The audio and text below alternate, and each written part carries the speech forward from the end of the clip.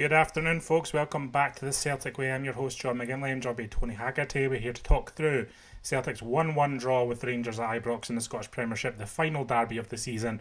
Before we get into all the talking points and everything that happened in the match, a quick word from our sponsor. The Celtic Way is brought to you by S1 Jobs. If it's time to hand in your transfer request, then head over to s1jobs.com and upload your CV today. With thousands of jobs across Glasgow and the surrounding area, you'll find the one at S1 Jobs. Start your search today. Tony, how are you feeling? I'm feeling that was a game of missed opportunity. I feel like Celtic, obviously, with the chance at the end, and some of the other chances in the match, I feel like Celtic should have won that one today. How are you feeling at Ibrox there? Frustrated, I think's my overriding emotion, John, because like you, I feel that Celtic could have won that, created some decent opportunities, also some defensive frailties again, which we'll touch on too. But yeah, I think that was a missed opportunity, but I'm with the manager. The important thing is that they came away with Ibrox not losing, because I think 3 in a row losing to Rangers would have been, in terms of optics, not great. So if you're not going to win it, then don't lose it. But certainly the Maeda chance at the end. See what separates the great players from the good players, John? See if he just looks up, Johnny Kenny is screaming for a tap-in.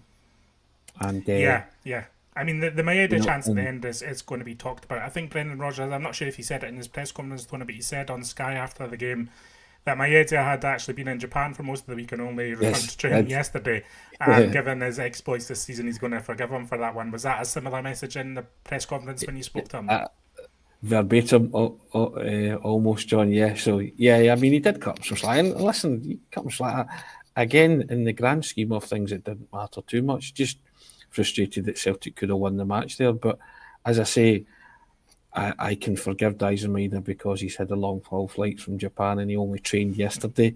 But if he looks up, I mean, I'm sure if you see it tonight or in the highlights, Johnny Kenny is going absolutely tonto at him. He is raging at him. And again, I've looked at it a few I'm all times. clinical. So Yeah, he's free and he's going at some speed and he's trying to control the ball. Johnny Kenny's just inside of him. He is tracked by another defender for quite a bit of the forward play, but there's a moment at the end when Johnny Kenny just makes the step and puts himself in some space, and that's the moment where Maeda probably should have released him. You also had Yang screaming down further on the right-hand side, who was available if the ball had maybe broken as well. What Maeda tries to do, I think he takes a bit of a heavy touch. He realises that he tries to take it round Liam Kelly rather than even trying to finish, and that was a fatal error.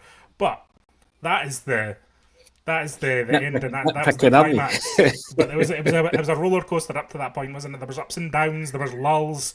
It was an odd game of football for me. I enjoyed that first half. I thought it was a good end-to-end game, entertaining game of football. Obviously, Rangers go in with a lead, just towards the end of the first half. Celtic come out and equalise, but the game really petered out for me in that second half. It really did start to feel like that dead rubber that has been accused of a week after the hour mark. After 70 minutes, it looked like both teams were just like, okay, neither of us is going to win here. there was a lot of bluster, wasn't there, up until the hour mark, as you say, and then it just kind of became kind of like, okay, I think both sides were happy not to lose it, and if they could create a chance for the winner, so be it. But yeah, and you know, I give credit to Adam Ida because that's a big sitter he misses, John. And then 60 seconds later, Rangers got the part and score. And he really should be burying that. But what I will give him credit for is see the touch he takes before he hits a shot off Suter, which is deflected into net, hits Suter's hand as well. So it would have been interesting to see if that had been given as a penalty. I'm not sure if they were tucked in. I just saw it once in the replay when I walked into the room. But I thought the touch he took before it was a sublime touch to get himself in, to manufacture the shooting position. And it's just the ferocity of the shot that's taken it into the net because, as I say, it gets the touch off Suter. But fair play to him because he kept plugging away and he had that chance to play in Forrest as well, which to you and I, John, I thought that was quite a simple pass that should have been executed and Forrest would have been in on goal. He didn't do it. There was a couple of other times he took heavy touches. But the manager said he was a focal point and, you know, he stuck to the task, and I think he deserves credit for the way he fashioned the chance for himself in the end up as the ball came across. So an 18 for the season, so goals to ratio to numbers and in terms of minutes on the pitch, he still divides opinion, does the bold Adam He either, but does, yeah. I mean, if you missed the match, so essentially, as Tony's explaining, he was clear through and goal. How it was bearing down on Liam Kelly, had the opportunity to finish. Liam Kelly saves it. Rangers, well, he goes for a corner, then Celtic waste the corner, and Rangers are straight up the pitch immediately, and they go ahead in the match 1-0, thanks to Cyril Dessers, and it was a frustrating phase of play, not just because of the Ida moment that he misses the chance, but as you've kind of alluded to, Tony, in your instant analysis, just the same kind of defensive frailties, both in transition and standing up the strikers, that we've seen quite a lot from this Celtic team. That was a frustration as well as Ida missing that chance, wasn't it? I mean, I was asking if I was being very harsh on Liam Scales by mentioning that, but I think he has to stand up bigger there, John. And also, I think he goes with his wrong foot, doesn't he? He tries to take it with his left foot instead of shaping his body up and trying to intercept with the right. And once the body shape's all wrong, Cyril Dessers is a big, strong guy. You know what I mean? He's got 25 goals this season. He is not as bad as people make out, but he's a big, powerful unit. You have to match that. And I thought Liam Scales was very, very weak. And I made the point that it's kind of microcosmic of things that Liam Scales has been guilty of in the past, isn't it? I'm not turning into a Liam Scales bashing, but I'm just saying in those moments you've got to stay big. You're in added on time in the first half. You've just ruined the best chance of the match. And, the team looked completely different after that. And they came out in the second half, firing on all cylinders and started to play a bit better. But, on such moments, the game can pivot and change because it gave the whole stadium a lift when you were containing them and subduing the Rangers fans to a point, So I was just bitterly disappointed in Scales' contribution. That also disappointed in his contribution in the opening minutes when Leon Balogun just walked away from him and plants a header that hits the top of the crossbar. He plants another header that Sinizalo saves down low, and then Raskin plants a header into your net, but he's well offside when the lines were drawn. So you're saying to yourself, that's a worry. That's a concern for me. Yeah, it did seem a concern because I thought Carter Vickers had a good game and I thought Sinizalo had a good game, and it was frustrating at points. Some of the phases of play, as you're saying. Again, it's not really about bashing one player, singling players out. For me, I think what today again showed is there's still work needing done to, I think, the Celtic squad in the summer, to not just the starting 11, but also in terms of squad depth. I mean, and no harm to Johnny Kenny at all. This isn't about Johnny Kenny, but and maybe Rodgers wouldn't have played him in a game of more consequence. But the fact that Johnny Kenny hasn't played for 2 months and then he's coming on to replace your central striker with 10 minutes to go isn't ideal. In that scenario, and we've all talked about it. We've all talked about the striking situation and the failure to bring in another striker in January. But again, it just sums up. I don't think Celtic had the squad depth to really change that game in the second half today. Where, as in the past, I think Celtic might have had a bit more strength in that bench. So, again, this result doesn't matter at all. It's more of a frustration, and as you say, it's a microcosm of frustration in terms of like what this afternoon is. But it was frustrating in spells. Who played well for you, Tony? Who did you like watching today? I thought Callum McGregor had a good game. As I said, I thought Sinizalo had a good game. I thought Carter Vickers had a pretty good game. What were your thoughts on the positives from today? All three of the above were excellent, I thought. But do you know what I really liked? I loved Paulo Bernardo's cameo when he came on. I really liked that. I thought he gave us some territorial advantage, and I also thought he was inches away from playing Idan and on goal. Again, the execution of a pass, but a bit of ring rushing is there. But a Paulo Bernardo who'd maybe played, matches and had more game minutes in the lead up to that might have been able to execute that. So, but I thought when he came on, Celtic were in danger of falling out the game in the midfield a wee bit or losing a grip on it. And I saw the sense on bringing on Bernardo for Engels. So I really like that, and I'd like to see him feature more moving forward. Again, it's I thought Engels, don't know, he was drifting in and out, wasn't he? But he wasn't drifting in enough for me, John. Yeah, Did a couple of good things. I thought Engels started the game really well, and I was thinking, oh, is today going to be Engels' game? But like the rest of the team, and it's hard to judge that second half too much because I just thought it turned into the old Yeah. garbage time of the season, so to speak. I think on the circumstances of the season, and it was apparent on both sides. I just thought both teams in that second half, the intensity just dropped out of the game, and it Yeah. became. I said, I think I joked on Twitter they should roll the Sydney Super Cup out for this one because it had that feeling of a midsummer friendly, and maybe that should have been it. And it just the intensity dropped out of the game, and the second half was a tough watch, I have to say, just in terms of a spectacle. But yeah, I thought Paulo Bernardo did look strong coming on. It's an interesting one that we've not really seen more of him in the second half of this season, I would suggest. Yes. What was Brendan Rodgers' chat after the game? What was kind of his talking points that you wanted to touch on about the performance and about some of the players? He was pleased with Ida for scoring the goal. He said he was a focal point. Pleased for Sinazalo. He said Sinazalo handled the occasion very, very well. I thought you did. Talking about Cameron Carter-Vickers as well, who I think is there a hamstring problem with Cameron Carter-Vickers that might need addressing. I'm sure he said Cameron Carter-Vickers, so but I think he might be getting kind of an injection in that before the cup final as well, so he might come out the team. I'd need to listen to the playback on that, but I'm sure it was because I'm sure he was asked Cameron Carter-Vickers if it was the same problem as the last time, the knee, and then Brendan Rodgers said no, it's the hamstring. So I'm sure that was what he said. So yeah, but he was happy. He said that he thought they controlled the game for large spells, which I kind of agree with, and he was happy not to lose. But I think, like us, he felt that there was chances there to win the match. So I think it was a fair synopsis. What we're saying is the same game that Brendan Rodgers watched, and I think the one at the end was the kind of chance that got away, basically.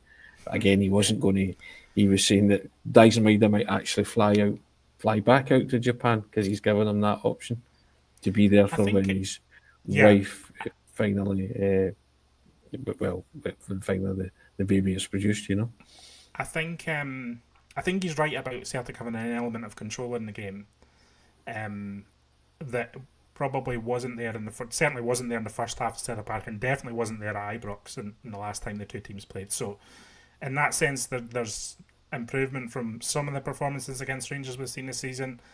And again, it's just about those missed one-off opportunities. But those things happen, don't they? Those things happen. Yeah. I think at least Celtic showed today they did. I thought they did start the game well.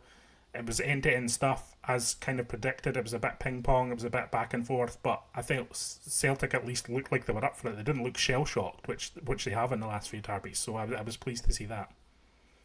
Yeah, exactly, John. And listen, I thought there was certainly a greater edge to Celtic in the second half. They did go about their business in order to get on level terms, and they did. And then, as you say, there was that kind of fallow period after that where it just kind of petered out, didn't it? And then I think had there been, if everything's riding on that and that's a decider, I still think Celtic would have came out on top because they played the better football. The one thing that was missing for me, John, which is not like Celtic this year, but it was that pass in and around the penalty area, that killer pass. It just wasn't there. Whereas in the earlier parts of the season, that's been coming off a lot of times, but today that wasn't there. And the Ida 1 to Forest is a classic example of that. There was numerous others when they were running around the penalty area, and it wasn't quite coming off. It was hitting the last defender, and I think the manager noticed that as well. One of the other talking points of the game, and I'm not sure if Brendan Rodgers addressed this in his press conference, but objects thrown at Sinazalo again, and he kept his composure in the game, but a glass bottle appeared to be thrown at the Finnish goalkeeper, which is far from ideal. But did Rodgers have anything to say about that in his press conference? I know he did reference it in his Sky Sports interview. No, I don't think he was asked it in his press conference because I don't know people were made aware of it until he was in mid-flow speaking. Yeah, because it was only when he left somebody said that a bottle had been thrown onto the Park where Sirizalo was in goal. So yeah, it's a recurring theme, John, is it not? Yeah, Don't like talking about stuff like this, but No. I think Kasper Schmeichel had to deal with it, didn't he?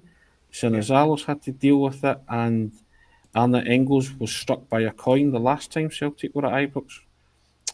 I believe so. Yeah, something that is clearly. I don't condone anything like that, and I would say the same if it was happening at Celtic Park as well. There's no room for that in football. What possesses fans to throw objects like bottles onto football parks in order to try and injure footballers? It's moronic, John. It really is, and I hope that the situation is dealt with, and that Celtic make the complaints again. Also, there was the physio that Celtic that ended up needed stitches, didn't he? Because he was struck by a bottle. Yeah, so these are things that are happening. And it seems to be the recurring theme is whenever Celtic visit Ibrox, and it has to stop, John. No, nobody spoke about it.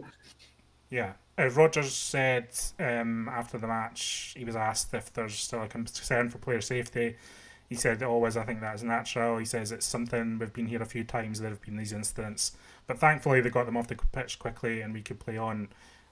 So it's not ideal. I just wanted to reference that just because it was a talking point that everyone is talking about. It's poor. It's very poor. Listen, we'll say no more about it in terms of because we've covered it basically. We've spoken and we've given our thoughts on it. See, we're just going back to the last chance at the end. We're talking about Dyson Maeda running through and goal. Johnny Kenny must have seen his whole future laid out in front of him. A cult hero of the Celtic support forever, scoring a winning goal at Ibrox. We've seen that in the past. Even like people have been saying on social media, I've seen a few comments in the chat as well. He would never have had to buy another drink in one half of Glasgow for the rest of his life if he had managed to get on the end of that and stick it away. Disappointing for Johnny Kenny. He was not happy with that, was he? Oh, he was raging, absolutely. Why wouldn't you be, John? I mean, let's be honest.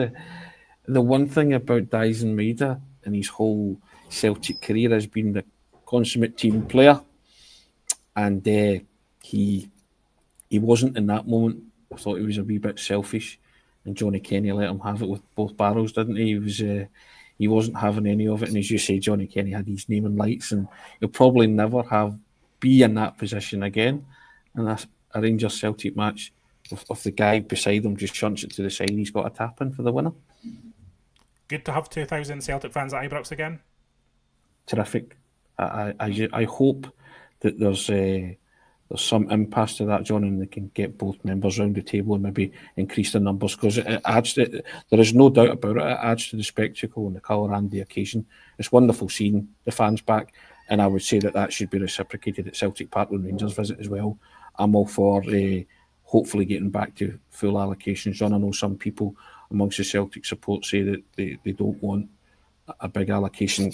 I grew up and seen thousands of Rangers supporters in the Rangers end, as it's known, at Celtic Park, and and there were some lean times and lots of people celebrated a lot. But for me, it's the best thing about Glasgow derbies, John, when you have a massive contingent of away fans.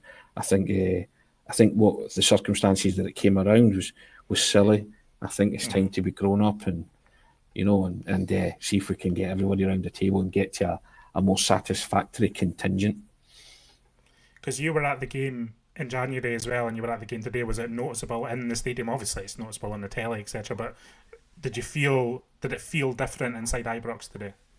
Yeah, it definitely felt different, because when Celtic scored, you heard them, and also Celtic fans were just singing about being champions the whole 90 minutes. It adds that edge as well, and it's and the Celtic I heard fans, the fans were having a bit of fun with Simply the Best at the start as well. I was just about to say that. And if I'm Rangers, I wouldn't have played that, John. No, because the Celtic they didn't give us a guard of honour, but it was a nice thing to play a song for us, shall we say? The Celtic fans lapped it up right at the start. I was laughing in the press box when they played Simply the Best, and I turned to, I'm sure it was Graham McGarry of the Herbs who sat beside me, and I said to him, if you're really wise, you don't play that.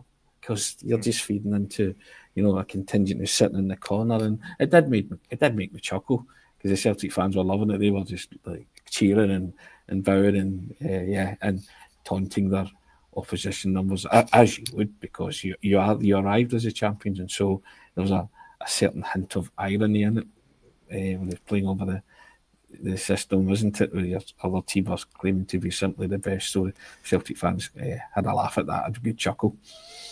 Yeah, despite the draw, despite some of the derby performances this season, I think it's clear that Celtic are the best team in Scotland, and Yes. have well earned that accolade, well earned their league title win, and that's what this season will be remembered for.